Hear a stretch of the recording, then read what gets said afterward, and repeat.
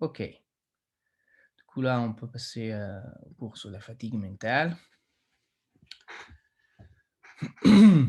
Et on commence pareil avec un plan.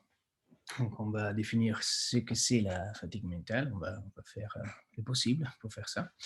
On va voir quelles sont les conséquences de la fatigue, l'étude scientifique de ces domaines, comment elle a évolué. On va voir les différences entre les deux types de fatigue. Donc, dans ce cas-là, c'est la fatigue physique et la fatigue mentale. On verra l'effet de la température, les méthodologies et les théories sur la fatigue. Donc, on commence en se demandant qu'est-ce que c'est la fatigue. On peut généralement décrire la fatigue comme une sensation d'inconfort, ça c'est sûr. Ça, c'est moins transversal, c'est-à-dire il y a un certain nombre de chercheurs, des scientifiques qui disent que l'incapacité à maintenir une performance optimale n'est pas nécessaire pour la fatigue, mais enfin, moi je trouve que c'est un caractéristique fondamentale, et pas seulement moi, bien sûr. Et la fatigue, elle est liée à plusieurs effets néfastes, soit sur la personne, soit sur la société. Donc, on peut un peu plus en détail dire que la fatigue a une influence omniprésente sur notre vie, sur notre expérience quotidienne. Donc, chacun de nous doit être assez familier avec ces situations d'inconfort. La fatigue peut être ressentie comme un état d'humeur, en fait. Il y a certains chercheurs qui sont les mêmes, qui disent que la perte de performance n'est pas nécessaire, qui disent que la fatigue, elle peut être classifiée même quasiment comme une émotion. On verra ça. Et donc, elle est peut-être ressentie comme un état d'humeur sombre, donc la fatigue, la lassitude, la léthargie, ou un état mental non ciblé, donc la distraction, la difficulté à se concentrer, la frustration, les malaises généralisés, ou encore comme un état corporel désagréable, notamment des maux de tête, des tensions et des vagues douleurs dans les muscles et les articulations. Ça, c'est surtout les cas quand il y a la fatigue comme un symptôme dans certaines conditions médicales. La fatigue est également impliquée dans les troubles quotidiens de l'humeur et de la qualité de vie, comme on vient de dire. La question être fatigué est souvent utilisée en façon un peu ambiguë. Pourquoi elle est Parce que c'est utilisé pour désigner à la fois les sentiments de fatigue, dont on vient de parler brièvement, et la sensation de somnolence. Et du coup, dans notre expérience quotidienne, parfois ces deux euh, phénomènes, ils sont euh, en confusion, hein, ils sont mélangés. Mais ils sont en fait phénomènes, pas phonèmes, séparables. Donc, on les sépare comment? On peut dire au début que la fatigue est principalement liée aux exigences cognitives, tandis que la somnolence elle est causée par un manque de sommeil. Ça, c'est la caractéristique principale de la somnolence, en fait, et par la rythmicité circadienne, c'est-à-dire ce que nous amène à avoir sommeil généralement, avoir sommeil pendant la nuit, au cours de la nuit, et se réveiller au lever du soleil. En fait, la lumière du soleil, elle agit sur des cellules qui sont, euh, on l'appelle les cellules circadiennes, qui ont les boulots de synchroniser notre rythme biologique, en fait, à, à les rythmes du monde, si vous voulez. Donc, ça, c'est une synchronisation. On a des cellules qui nous synchronisent avec la lumière. Ça, c'est la rythmicité circadienne. Ces deux phénomènes sont associés à différents types de déficiences cognitives, présentant en fait une évolution différente en fonction des exigences des tâches.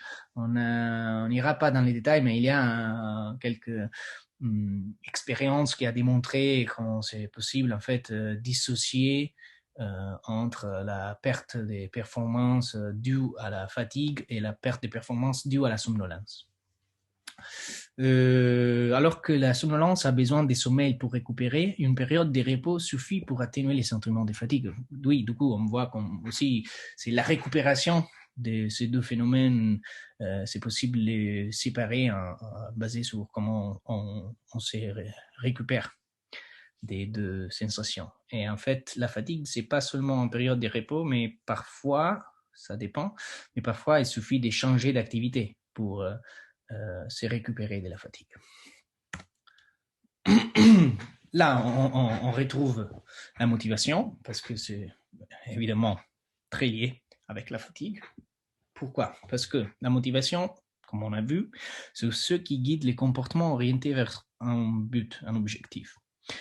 La motivation peut être qualifiée de extrinsèque, donc externe, lorsqu'elle est motivée par des facteurs externes, ok, et intrinsèque lorsqu'elle provient de l'intérieur de l'individu. Donc, la catégorisation fondamentale de la motivation qu'on vient de voir. Le sentiment de fatigue mentale est en partie déterminé par les récompenses attendues et les coûts énergétiques requis.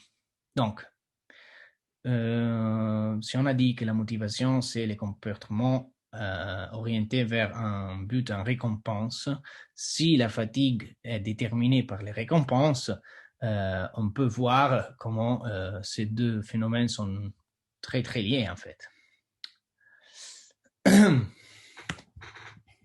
Donc, là, c'est un petit schéma pour montrer un peu quelle est la différence d'un individu, un cerveau, un individu reposé et un individu fatigué. Donc, on peut dire que quelqu'un de reposé, il peut facilement orienter son attention. Il est capable de réguler ses émotions et de s'apercevoir des choses, et aussi de calculer, de prévoir les résultats de ses actions. Et on peut dire que généralement, ça dépend, mais un individu prend des décisions intelligentes, un individu reposé. Par contre, un individu fatigué va galérer beaucoup à concentrer son attention. Il détourne l'attention. Il tend à réagir, à prendre des décisions, à choisir très impulsivement en fonction du fait qu'il est fatigué. Il n'a pas l'énergie à gaspiller dans une prise de décision élaborée, même si ça sera plus dangereux. Et il perd les fils, un cerveau, un individu fatigué ne voit pas les implications de ses actions et il a une tendance à prendre des mauvaises décisions. Quelles sont les conséquences de la fatigue? Bon, bien sûr, un gros accent sur les conséquences, c'est la perte de productivité et la pauvre santé au lieu de travail et généralement en qualité de vie réduite. Mais il y a aussi les risques pour la sécurité, comme beaucoup des accidents dans la rue, mais aussi surtout sur les lieux de travail. En fait, là, j'ai des images catastrophiques, mais ils sont tous des accidents. Il y a les Bhopal, il y a la Exxon et il y a Tchernobyl. Et tous ces gros accidents sur les lieux de travail, on a démontré qu'ils sont survenus à la fin du tour de travail. Donc, quand l'individu, l'agent, les travailleurs, il était plus fatigué et il y avait des gros problèmes des management de la fatigue des travailleurs dans ces conditions-là. Et c'est pas aléatoire que c'est toujours vers la fin du tour de travail qu'il y a ce type d'attention, de perte de concentration, de ne pas calculer les implications de ces actions des parts de travailleurs qui, dans certaines situations, peut amener à ce type de conséquences catastrophiques. Donc, là, on commence à discuter un peu de l'histoire de l'étude scientifique de la fatigue. Comme toute la science dans essence positiviste, ça commence à la fin du 19e siècle. Mais bien sûr, ça vient d'une hérédité. La fatigue, c'était décrit depuis Hippocrate, et même avant lui, probablement. Donc, c'est pas que la fatigue naît au 19e siècle, bien sûr, mais c'est à ce moment-là qu'on commence à catégoriser en façon scientifique comme on fait aujourd'hui, on va dire, et on les commence à les définir comme un état mental distinguable des autres. En fait, avant, c'était plutôt la léthargie, la dépression, la fatigue, l'apathie, c'était moins distinct. Ensuite, à ces problèmes, ils ont commencé à théoriser, à prendre les premières mesures objectives, si on compare des mesures objectives comme des temps de réaction, les erreurs, les mesures objectives de la fatigue. Donc, l'erreur dans une tâche, mais aussi la, la mesuration de la sensation subjective à travers des questionnaires et choses comme ça. En 1906, l'ergographe, qui est assez utile ici, est inventé par Angelo Mosso, et ça, c'est un outil qui permettait de quantifier les nombres de contractions avec les doigts, dans ce cas-là, que quelqu'un pouvait arriver à faire avant d'être complètement exhausté. Et Angelo Mosso, il a utilisé cet outil. Il a écrit un des premiers livres sur la fatigue, livre scientifique au début du siècle. Et un de ces résultats, c'est certainement d'avoir fait un lien entre la fatigue mentale et l'effort physique. En fait, il était professeur à l'université, donc ce qu'il faisait avec ses collègues, bon, c'était un autre âge de la science, mais il suffisait d'avoir 3 collègues comme ça, des professeurs, et il faisait avec l'ergographe, il faisait des exercices. Donc, les collègues, ils faisaient l'exercice à l'ergographe. On pouvait quantifier quelle était sa capacité de résistance et d'effort, et puis il les mesurait encore à la fin de la journée, donc quand il était fatigué. Et il a démontré comme ça que après même une activité intellectuelle, comme ça peut être donner un cours, ces participantes, ils n'arrivaient pas à faire le même niveau d'effort physique à la fin de la journée. Ce type d'hypothèse a été relativement récemment, ça fait 13 ans, reprise par des chercheurs où ils ont en fait fait une expérience où il y avait 2 groupes des participantes, et un groupe regardait un documentaire et l'autre groupe faisait des opérations, des tâches de cognition. Donc, une manipulation expérimentale pour les fatiguer. Bref. Et après qu'il passait soit les contrôles, du coup, regarder un documentaire, soit se fatiguer, il faisait du vélo jusqu'à arriver à l'exhaustion. Et on a répété les résultats des morceaux, en fait, parce qu'on a trouvé que les groupes qui étaient fatigués mentalement s'arrêtent beaucoup plus tôt que les groupes qui regardent un documentaire. Et du coup, on a vraiment une relation claire entre la fatigue mentale et la fatigue physique. C'est-à-dire que la fatigue mentale est capable de limiter l'effort physique, même si il n'y avait pas de différence entre les 2 groupes à un niveau des mesures physiologiques comme le rythme cardiaque ou la température, tous ces types de mesures qu'ils ont mesurées. Et donc, ça nous amène à la distinction entre fatigue mentale et fatigue physique. Donc, on dit qu'ils sont des fonctions biologiques distinctes. Généralement, les expériences qui ont essayé à faire l'inverse de cela que je viens de décrire n'ont pas trouvé ils ne sont pas réussi à démontrer que l'épuisement physique a un effet sur la performance mentale. Au contraire, on a vu plusieurs fois comment la fatigue mentale limite l'activité physique. Et surtout, la présence de l'une n'implique pas la présence de l'autre. Donc vraiment, ils sont 2 processus séparés et distincts.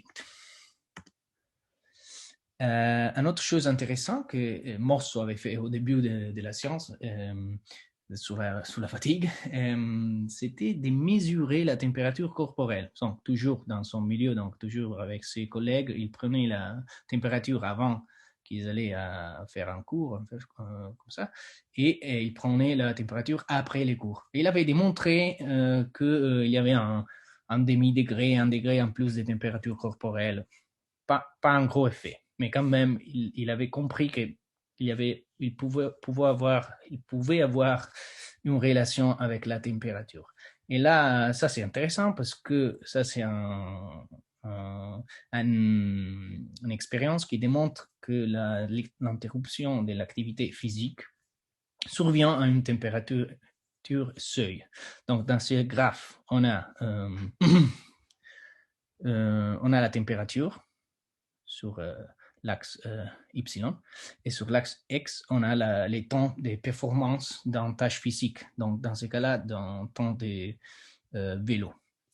Et on a trois groupes différents qui ont des différents marqueurs sur les graphiques. Donc, on a un groupe qui recevait un réchauffement avant de faire la tâche. Donc, avant de faire les vélos jusqu'à qu'ils arrivent à l'exhaustion, on échauffait un autre groupe était le groupe contrôle, et le troisième groupe, il était refroidi en fait, avant de faire l'effort physique. Et ce que cette expérience a trouvé, c'est que, bien sûr, ceux qui sont chauffés avant de faire l'activité physique, ils s'arrêtent en premier, puis il y a ceux qui n'ont pas une manipulation de la température en blanc, et en dernier, ceux qui ont été refroidis durent plus de temps que les autres. Mais la chose intéressante, c'est que tout le monde se ferme quand ils arrivent à une certaine température, c'est-à-dire entre 40 et 41, plus vers 40 degrés de température corporelle. On a un résultat similaire avec un type d'effort physique différent, mais c'est toujours les mêmes concepts. Donc, l'hyperthermie, elle entraîne une diminution de l'action volontaire. Là aussi, on a que deux groupes, donc un groupe contrôle et un groupe d'hyperthermie, c'est-à-dire qui sont chauffés pendant qu'ils font l'effort physique. Et donc, ils ont 4 durées différentes de la tâche, que c'est sur l'axis X. Et on peut voir comment, à partir d'un minute, 60 secondes, déjà, il y a une différence importante entre les groupes de contrôle et les groupes hyperthermiques. C'est-à-dire que réchauffer les gens, ça lui cause d'arrêter l'investissement d'efforts physiques. Par contre, dans les domaines de la fatigue mentale, ce type de résultat n'est pas si clair. C'est-à-dire que là, on a les graphiques en haut, ça représente la sensation subjective de fatigue. Donc, c'est un questionnaire que les sujets, les participants répondent. Est-ce que vous êtes fatigué, oui ou non, de 1 à 10, comme on voit sur l'axis Y. Et sur l'axis X, on a répétition d'une tâche mentale. Okay? Donc, on peut voir que les deux groupes, les deux groupes sont un groupe contrôle et un groupe chauffé, comme avant. Et là, on voit que pour ce qui concerne l'évaluation subjective de la fatigue à chaque répétition de la tâche, les deux groupes, ils n'ont pas une différence. Bien sûr, tous deux les groupes, ils augmentent leur fatigue, mais il n'y a pas de différence entre les deux groupes. Et similairement, en bas, on a un graphique similaire, mais c'est fait avec les temps de réaction RT. Et du coup, on peut voir que les deux groupes, ils augmentent avec la répétition de la tâche, ils augmentent leur temps de réaction, c'est-à-dire ils sont plus fatigués, ils sont plus nuls sur la tâche, mais on n'arrive pas à distinguer un effet du groupe, c'est-à-dire de la condition chauffée ou pas, si fort que comme dans la situation de la fatigue physique. Ok, donc on revient vers l'étude scientifique de la fatigue. Et Arai, en 1912, étude l'influence du travail mental sur les processus physiologiques, c'est-à-dire les rythmes cardiaques et ces types de mesures-là, les sentiments subjectifs, et du coup un questionnaire, une évaluation subjective du niveau de sensation de fatigue ressentie, et l'efficacité de la fonction mentale. Et donc, avec cela, ça veut dire quoi? Bon, dans sa expérience, qu'elle testait beaucoup sur soi-même aussi, donc elle faisait des multiplications pour presque 10 heures par jour. Et après avoir fait ça, elle mémorisait des mots. Et du coup, elle a trouvé un lien entre les nombres d'heures qu'elle passait à faire des multiplications mentales et son habilité dégradée à apprendre des mots à mémoire ensuite à cette tâche fatigante. Donc, elle est un des premiers chercheurs qui a trouvé des preuves pour un transfert de la fatigue mentale. Donc, une fatigue acquise sur une tâche de calculation, ça se peut transférer sur la mémoire, bien sûr. De plus, elle a reporté par première les grands niveaux des différences interindividuelles qu'il y a dans la susceptibilité à la fatigue.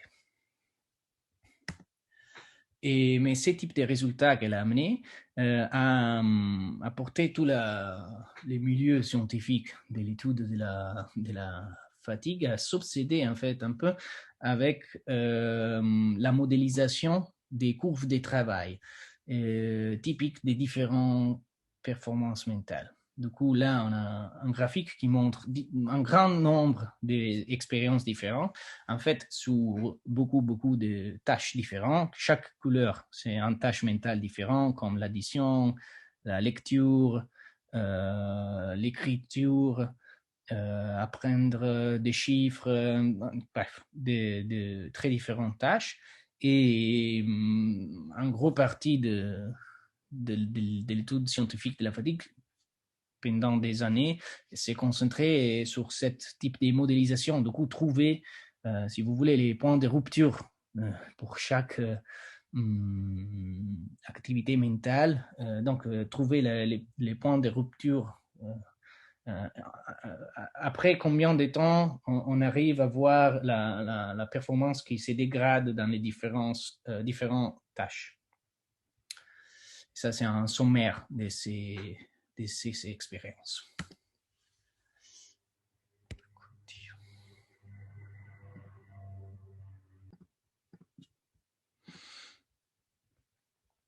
Donc là, on va parler des différentes stratégies que les chercheurs ont développées pour étudier la fatigue mentale.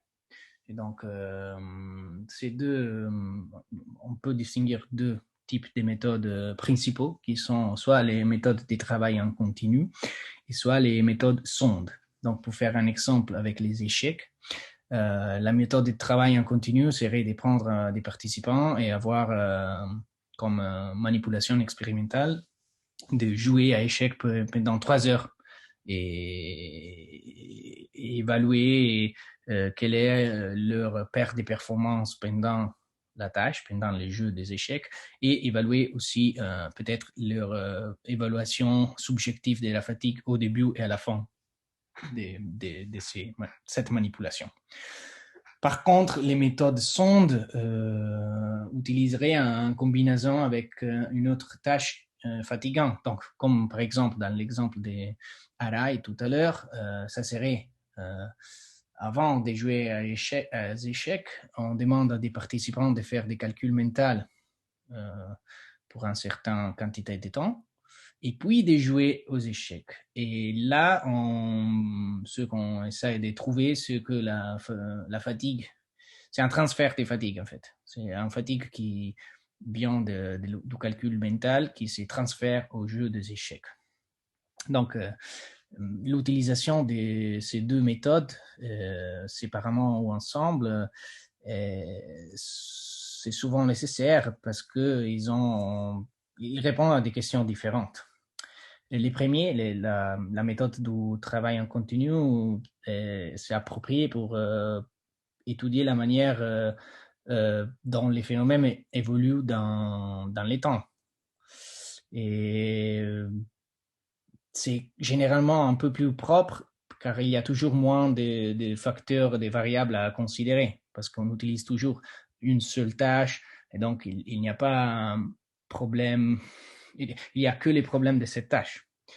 mais elle est beaucoup limitée parce que on a seulement quel est les résultats de la fatigue sur une seule tâche et aussi on a les problèmes de la nuit. Donc, on a toujours les problèmes de la nuit dans ces types des expériences, mais ce type de dessin, il est particulièrement vulnérable. Et, par contre, les méthodes des sondes permet d'évaluer les transferts, non? Donc, elle permet de déterminer si les conséquences de la fatigue dans une tâche peuvent être généralisées à autres demandes. Dans les cas des neurosciences, c'est important parce que ça permet de tester les racines neuronaux de ces processus. Et aussi, il est un peu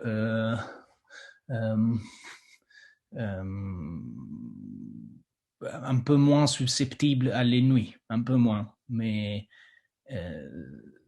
c'est mieux pour cette raison. Et du coup, là, j'ai deux exemples de ces deux méthodes. Donc, un exemple, c'est celui où il y a une tâche où on demande, donc, au début, on demande aux participants de mémoriser 2 lettres. Et puis, au deuxième écran, on dit aux participants dans quelle diagonale ils doivent attendre la lettre. Du coup, si un des 2 lettres qu'ils doivent mémoriser au début est présente sur la ligne diagonale qu'ils sont montrés après, ça c'est leur cible. Par contre, si elle apparaît dans un autre coin de l'écran, ça n'est pas intéressant. Bref, c'est un type de tâche cognitive et il y a un papier, une expérience dans la littérature où les participants ils font ça pendant 3 heures. Et donc, ça, c'est un bon exemple de méthode du travail en continu. Ici, par contre, on a un exemple de méthode sonde où il y a une combinaison de différentes choses. Donc, on a un jeu Sudoku, peut-être que vous connaissez. Donc, on a les Sudoku, qui est la tâche fatigante. Et puis, il y a un tâche des mémoires. Donc, c'est là avec la lettre B, c'est un tâche des mémoires à court terme. Et ceux deux, ils s'alternent. Donc, tout au fond, vous voyez Sudoku, Sudoku, Sudoku. Et donc, ça sont les blocs de tâches fatigantes, des Sudoku, donc 30 minutes chacun. Et puis, il y a les petits blocs de tâches, de mémoire, de 15 minutes entre chaque répétition de la tâche Sudoku. Et donc là, ce qu'on s'attend, c'est de voir un transfert de la fatigue qui s'est produit pendant les jeux de Sudoku sur la tâche de mémoire. Peut-être que ça, c'est pas un si bon exemple parce que quand même, toute l'expérience, elle dure 3 heures et un quart. Donc, mais il y a toujours un transfert de fatigue, même s'il y a beaucoup de temps sur la tâche. Exactement. Donc, vu que j'ai amené 2 exemples des dessins expérimentaux très, très longs, là, c'est un dessin expérimental plus bref où on peut quand même voir quelles sont on peut quand même voir les manifestations comportementales et subjectives de la fatigue. Donc, cette tâche-là, c'est une tâche très courte, en fait. C'est 20 minutes. On les voit dans les graphiques à gauche, donc des zéros, il va des 0 à 20, ça c'est les minutes de duraison de la tâche, pardon. Donc c'est beaucoup plus courte que ceux qu'on vient de voir, qui sont des exemples des 3 heures. C'est seulement 20 minutes et quand même dans les 20 minutes, on voit que les temps de réaction, donc la pente, elle augmente, donc les temps de réaction, ils sont en train d'augmenter, c'est-à-dire les participants, ils sont en train de perdre leur performance sur la tâche spécifique et sur les graphiques à droite, on voit leur évaluation subjective, donc un questionnaire de la fatigue. Un questionnaire qui lui demande à quel niveau tu es fatigué, de 1 à 6, et ils répondent. Et on voit que aussi ça, avant et après la tâche, elle augmente, même si c'est seulement 20 minutes d'expérience. Donc, tout ça pour dire que c'est pas nécessaire, même si c'est souvent le cas, c'est pas nécessaire que la tâche soit beaucoup longue pour avoir des effets sur la fatigue mentale. Donc, on retourne à l'histoire de l'étude scientifique de la fatigue et là, on est à la moitié du XXe siècle. Donc, on a un plan industrialisation et cette industrialisation de la vie cause un changement dans les focus de l'investigation de la fatigue même. Donc, ce qui intéresse les chercheurs, ou peut-être qui paye les chercheurs, c'est d'augmenter la productivité en gardant aussi la santé des travailleurs. Et du coup, on a un passage entre l'évaluation de la performance objective dans une tâche, comme par exemple les modèles, si vous vous rappelez les lignes colorées que j'ai montrées tout à l'heure pour chaque tâche mentale, les points de rupture, non? Donc la perte objective de performance, on passe de ça à la sensation subjective de la fatigue qui gagne momentum. Donc, en 1946, Barclay et Schutt interprètent l'émergence du sentiment de fatigue comme représentant un changement d'orientation, ça c'est long, mais représentant un changement d'orientation de l'acceptation et l'engagement vers le malaise, la résistance et l'aversion. Donc, il y a un changement de l'acceptation et l'engagement dans la tâche à les malaises, la résistance et l'aversion à poursuivre cette activité. Et ça, c'est comment dire, un concept fondamental pour un des vues de la fatigue qu'on va voir, ensuite. Donc, après tout ça, la recherche de la fatigue, elle commence à se spécialiser en deux sous-domaines. Et en fait, ces deux sous-domaines sont, comme je dis, prévenir les effets de la fatigue mentale sur la productivité, ça devient un des focus de la recherche, et étudier la présence de la fatigue comme symptôme dans certaines conditions médicales. En fait, c'est pas mon domaine, mais c'est vrai que la fatigue, elle est souvent un symptôme dans des autres conditions, comme par exemple dans la sclérose multiple, mais il y en a plein. Tout ça, c'est vrai jusqu'à l'arrivée des techniques de neuroimagerie qui ont justifié un intérêt renouvelé juste sur la nature de la fatigue, comme on verra. Donc, en sommaire, jusqu'ici, c'est qu'on peut définir la fatigue comme une diminution temporaire et progressive des ressources mentales. On verra ensuite qu'est-ce que ça veut dire ressources mentales, entraînant l'incapacité de maintenir les performances. Ça, c'est contendu, mais c'est comme ça. Il y a deux dimensions. La dimension subjective, du coup, la sensation de fatigue, et une dimension objective, c'est-à-dire le nombre des erreurs, les temps de réaction et tout ça. Et ces deux dimensions, elles peuvent se manifester séparément, donc c'est pas qu'une comporte l'autre et c'est pas qu'ils corrèlent nécessairement. Il y a souvent une absence de corrélation entre ces deux mesures.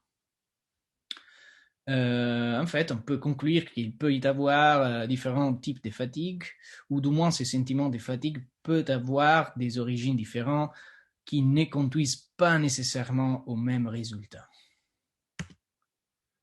Et là, on arrive aux théories de la fatigue mentale. Comme c'est souvent le cas dans les sciences, il n'y a pas une seule vérité acceptée par tout le monde. C'est plutôt qu'il y a deux théories, deux écoles de pensée, deux paradigmes généraux. C'est-à-dire, un paradigme, il voit la fatigue comme l'épuisement d'énergie. Et l'autre paradigme, il voit la fatigue comme un mécanisme qui contrôle la régulation de l'effort. Donc, on commence par les premiers, c'est-à-dire le paradigme d'épuisement d'énergie. Pour ces paradigmes, les sentiments, la sensation de fatigue indique que les ressources nécessaires pour amener l'activité mentale sont en train de s'épuiser ou ne sont plus disponibles. Donc, ce type de vision de la fatigue de l'homme comme une machine qui marche avec l'essence, non? C'est ça vient de la révolution industrielle, en fait. Ça vient d'un parallèle entre l'homme et la machine. Et aussi, il prend l'inspiration directement de la biologie cellulaire parce que dans les cellules, les événements, les transformations, ils comportent une utilisation de l'énergie, que ce sont des molécules finies dans l'espace cellulaire. De plus, dans les domaines de la fatigue physique, ce type de mécanisme a été trouvé. On sait que le nombre de contractions qu'un muscle peut faire est limité et ça dépend aussi directement de la difficulté du mouvement, du poids qu'il faut lever. Un autre caractéristique qui donne force à ce paradigme, c'est l'écoute de l'effort mental. Parce que même si on n'a pas trouvé une relation comme dans l'effort physique, du coup, une limitation biologique dans les mouvements, on sait que les individus, ils tendent à éviter d'utiliser leur effort mental. On ne les gaspille pas, on l'utilise comme une ressource très rare. Donc, il doit avoir, et c'est ça qui porte à penser qu'il doit avoir quelque chose de limité, tout à fait. Et ça, c'est une expérience assez intéressante, au moins pour la méthode qu'ils ont utilisée, où il y avait donc 4 niveaux différents dans une tâche mentale. Ça s'appelle les N-back. 0 bac, 1 bac, 2 bacs, 3 bacs, 4 bacs. Plus la chiffre est haute, plus la tâche est compliquée. Et ils ont donné aux participants l'option de choisir entre différents niveaux de douleur. Donc, on voit ça dans l'axis X-axis, non? Donc, du plus faible au plus grave, on va dire. Et donc, on peut tout à fait voir que quand la tâche mentale était plus difficile, et du coup, quand il y avait les 4 bacs, ça c'est la condition plus difficile, et les douleurs étaient plus faibles, donc je suis en train de regarder où les carrés est jaune. Donc les carrés jaunes, ça signifie que les gens, ils acceptaient les douleurs. Donc quand l'effort mental, il est haut et la douleur est faible, la majorité des gens, ils vont accepter la douleur. Et on peut voir la dégradation de cette relation entre les différents niveaux de douleur et de fatigue, effort mental. Et donc, c'est quelle la base neuronale de ces paradigmes énergétiques? Bon, ces modèles, ils proposent que la consommation d'énergie dans les neurones en couple avec un ralentissement de l'approvisionnement des astrocytes. Les astrocytes, ils sont des cellules de support qu'on a dans le cerveau. Ils donnent la nourriture aux neurones. Ils font aussi des autres choses. Et ben ça, donc la consommation d'énergie dans les neurones, donne origine aux effets comportementaux de la fatigue, c'est-à-dire la, la, la, la sensation de fatigue et les erreurs. Et donc, ces modèles, c'est avec les glucoses, parce que c'est ça ce qu'on pense que c'est l'essence dans les cerveaux. Et ça nous amène à ce qu'on appelle les cerveaux égoïstes. En fait, tout à fait, les cerveaux consomment les 20% de l'oxygène et les 30% du glucose dans tous les corps. Donc, ils gardent égoïstiquement beaucoup des ressources que nous avons dans notre corps. Mais et donc, les gens ont dit, s'il a besoin de toute cette énergie, ça signifie qu'il la dépense pour ses activités. Mais c'est vrai que dans les cerveaux, on n'a pas trouvé pour l'instant des grands dépôts de glucose. Et donc, l'idée qu'une large quantité de glucose ou n'importe quoi soit nécessaire pour l'effort mental des tâches au quotidien ne semble pas être justifiée. Parce que dans ces cas-là, on trouvait des dépôts de cette molécule. En plus, on n'a pas trouvé quelle est cette molécule. Donc, on a beaucoup des expériences faites avec les glucoses, bien sûr, les glycogènes, qui est un précurseur, mais on n'a pas trouvé des expériences. Les expériences, ils n'ont pas amené des preuves définitives. En fait, il y a certaines expériences qui ont trouvé, ah oui, après avoir fait des tâches très compliquées, on a trouvé des changements dans les niveaux des glucoses des gens. En premier lieu, c'est toujours les glucoses périphériques et pas les glucoses du cerveau, parce que c'est là on ne peut pas les mesurer avec les gens vivants. Donc, et en plus, il y a plusieurs facteurs comme, par exemple, la fréquence du dernier repas, qui est très important pour les glucoses périphériques, qui n'étaient pas contrôlés dans cette expérience. Et donc, ils ne sont pas fiables, les conclusions. Et de plus, par exemple, dans les cas du glucose, j'utilise le glucose comme exemple parce que c'était la plus connue, on n'a pas trouvé une différence dans les niveaux de glucose dans les individus entre le début de la journée et la fin de la journée. Donc, à la fin de la journée, quand on est fatigué, on a travaillé, on a fait tout genre d'efforts, eh bien, on n'arrive pas à mesurer une différence avec les niveaux de glucose, n'importe quelle molécule qu'il y avait au matin. Et donc, ça enlève force à cette théorie. L'autre théorie, c'est les paradigmes du mécanisme cognitif. Ces paradigmes disent que les coûts des actions aux cognitions, les coûts de l'effort mental, est trop faible par rapport à l'ensemble des ressources du cerveau. Ce qu'on vient de voir, le cerveau, il garde beaucoup des ressources de ce qu'on a dans le corps, et il dit que chacun acte mental qu'on fait, les coûts de cette action mentale, il est irrélevant. Et du coup, il dit que la fatigue, c'est un mécanisme adaptif. Elle sert les buts de répartir efficacement l'effort, parce que l'effort, il ne faut pas les gaspiller. Ce n'est pas sage d'un point de vue évolutif de rester dans une activité qui amène pas de bénéfices à l'organisme. Et du coup, ils disent la fatigue, elle arrive quand on est en train de faire quelque chose qui n'a pas un bénéfice important pour l'organisme, et pourtant, et c'est ça qui déclenche la fatigue en fait. Et les repos, c'est une priorisation des objectifs à long terme.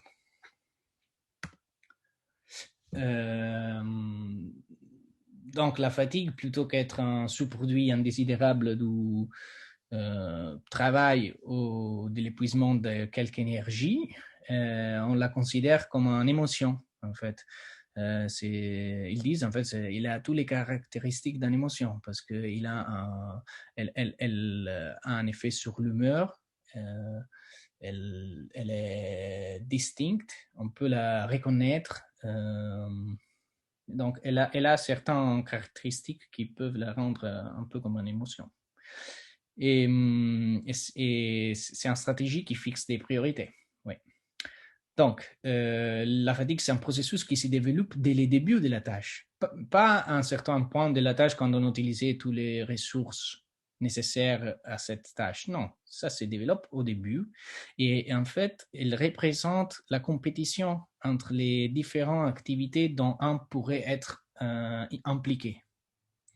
Donc, c'est la concurrence avec l'objectif actuel. Au moment où un objectif alternatif devient plus désirable pour l'organisme, là, il y a la fatigue qui se déclenche pour induire l'individu à arrêter ce qu'il est en train de faire et faire quelque chose de plus utile, on va dire. Et du coup, ça implique l'existence d'un mécanisme de contrôle de la motivation, on la retrouve ici, qui régule l'effort de protection contre la diminution de la performance.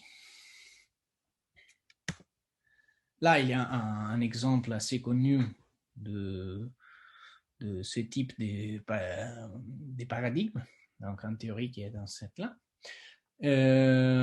Ça s'appelle les modèles des coûts-bénéfices, et du coup, c'est un peu ce qu'on a parlé jusqu'ici, c'est-à-dire chaque action est toujours comparée avec son utilité, elle est en compétition avec des autres actions où on pourrait être engagé au même moment, et il y a une fonction mathématique pour décrire très brièvement que si une autre action qu'on pourrait faire devient plus désirable, plus utile, alors là, il va avoir la fatigue pour nous éloigner de la tâche qu'on est en train de faire, de l'action qui est inutile, et nous faire réévaluer quelle est la priorité de nos actions.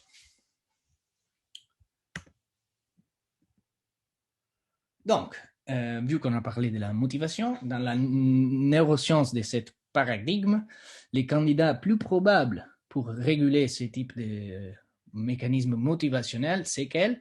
C'est bien sûr le système dopaminergique. En fait, il y a des projections des neurones dopaminergiques vers les zones de contrôle cognitif, comme la cortex préfrontal et la cortex singulaire antérieur, les cortex, pardon. Et cette présence de ces projections de dopamine suggère la modulation des niveaux de dopamine, que la modulation des niveaux de dopamine est directement impliquée dans la répartition de l'effort. Il faut toujours garder à l'esprit que si on va regarder des autres projections qui la cortex préfrontal et la cortex singulaire reçoivent, on va voir que la liste des neurotransmetteurs, c'est énorme. Ce n'est pas que la dopamine. Donc, il faut toujours garder ça à l'esprit. Mais quand même, on a vu aussi dans les expériences avec l'expérience avec les rats et la dopamine qu'en fait, en manipulation des niveaux de la dopamine, ça a facilité ou empêché l'investissement de l'effort de part des rats. Donc, il y a quelque chose, c'est sûr. En fait, les conséquences cognitives de la fatigue sont souvent expliquées comme un échec à maintenir des niveaux adéquats de transmission dopaminergique entre les striatomes, que je soulignais ici, donc c'est au centre du cerveau, c'est le système de récompense aussi, ça fait partie du système dopaminergique, et la cortex singulaire antérieure, qui est souligné ici, et ça fait partie de cette sous-cerveau, on le peut appeler, c'est le noyau du cerveau, et c'est la partie plus ancienne du point de vue évolutif, celui qui est au centre du cerveau. En fait, c'est un petit cortex qui est la cortex la plus ancienne. Mais il y a un problème, il y a un problème. Un des critiques qu'on peut faire à ces paradigmes, c'est que manipuler la récompense n'assure pas un changement de la performance. C'est-à-dire que si la fatigue, c'est seulement un problème d'utilité de la tâche que tu es en train de faire, si je manipule l'utilité de la tâche que tu es en train de faire, eh ben, la fatigue, elle devrait disparaître. Donc, ça, c'est une expérience qui ont fait en répétant une tâche. Et donc, on a sur, comme d'habitude, à ce point-là, sur l'axis X, horizontale, on a la répétition des tâches. Donc, 1, 2, 3, 4. Et sur l'axis Y, vertical, on a les niveaux dans la tâche. Donc, plus un signal augmente, plus nul on est, plus la performance est en train de se détériorer. Et donc là, on voit, si vous regardez les groupes contrôle, du coup, c'est lui avec les points noirs, parce que les autres points, les autres groupes, ils ont une occasion de dormir. Et donc, en fait, c'est une expérience sur le sommeil, mais quand même, ce qu'il démontre, c'est que les gens qui peuvent faire un petit sieste, leur performance, elle ne dégrade pas. Et par contre, les groupes contrôle qui ne peuvent pas dormir, leur performance, elle devient nulle, avec plus de répétitions de la tâche. Mais ce qui nous intéresse à nous, dans ce moment-là, c'est qu'après la deuxième séance, où je fais la ligne rouge, en fait, ils ont offert de l'argent aux participants du groupe contrôle. Ils ont dit, regardez que votre performance, elle est en train de diminuer et nous vous ferons de l'argent si vous arrivez à l'améliorer. Et du coup, la prédiction des paradigmes qu'on vient de mentionner, ça serait que l'action, elle devient utile parce qu'on va recevoir plus d'argent. En plus, c'est une tâche automatique, donc la motivation externe, ça devrait marcher bien là. C'est pas une chose créative. Et quand même, ils sont pas capables de reprendre leur ancien niveau de performance. Donc, la motivation n'explique tout seul la fatigue. Et du coup, ça nous amène à un possible compromis entre les deux paradigmes. C'est une troisième possibilité qu'il y a, que je trouve assez intéressant. Donc, on peut dire que pour maintenir une performance optimale, un individu évalue quelle est la relation coût-bénéfice, bien sûr, on ne peut pas douter de ça, mais on peut dire que la fatigue est déclenchée quand la disponibilité des ressources nécessaires est menacée. Ça se peut traduire en différentes façons. Donc, ça peut être une molécule comme l'essence, comme l'exemple qu'on a vu, ou sinon, ça peut être des neurones qui travaillent beaucoup et ils doivent se reposer. Pas besoin d'une molécule spécifique. Ainsi, quand ça arrive, la personne est orientée vers un comportement d'évitement, donc la fatigue, et doit se reposer et rétablir ses ressources ou ses populations neuronales. Et donc, cette théorie nous amène là, c'est la théorie du sommeil local, c'est une approche qui était assez innovante, ça fait déjà quelques années, mais quand même. Elle prédit que l'activité prolongée des neurones induit graduellement un état de sommeil par saturation. Donc, ils sont des petits neurones, un groupe de neurones qui, quand ils sont exhaustés, quand ils arrivent à épuisement, ils vont dormir. En fait, ils démontrent de l'activité similaire à celle-là pendant qu'ils sont engagés dans les sommeils. Et en conséquence de ça, les performances qui dépendent de ces neurones se dégradent et on sent aussi la sensation de fatigue. Il y a un papier qui a inspiré tout ça, bien sûr, et c'est un papier qui a trouvé justement ça. Il a trouvé que des rats privés de sommeil démontraient une dégradation de performance dans une tâche où ils étaient impliqués. Et cette perte de performance dans cette tâche d'ERA corrélée, il y avait une corrélation avec de l'activité électroencéphalographique, donc des neurones. Donc, avec les rats, on peut faire ce genre de choses que on ouvre l'écran et on met des électrodes. Et ils ont mesuré l'activité des neurones et en fait, ils ont trouvé que quand les rats privés de sommeil n'arrivaient plus à faire en faisant, quand il arrivait à faire des erreurs dans la tâche, en fait, il trouvait dans les milieux des neurones des petits groupes de neurones qui allaient à dormir. Et il appelle ça des off periods. Donc, c'est des périodes où il montrait vraiment de l'activité EEG comme c'est là qu'il montre normalement quand ils sont en train de dormir. Donc, ce sont des petits groupes neuronaux qui vont dormir parce qu'ils sont fatigués, ils sont saturés. Donc, ça, c'est une approche intéressante dans l'étude de la fatigue. Pas loin de cela que j'ai fait, même sans l'électroencéphalographie dans l'écran et pas sur les rats. Mais quand même, l'idée, c'est cool.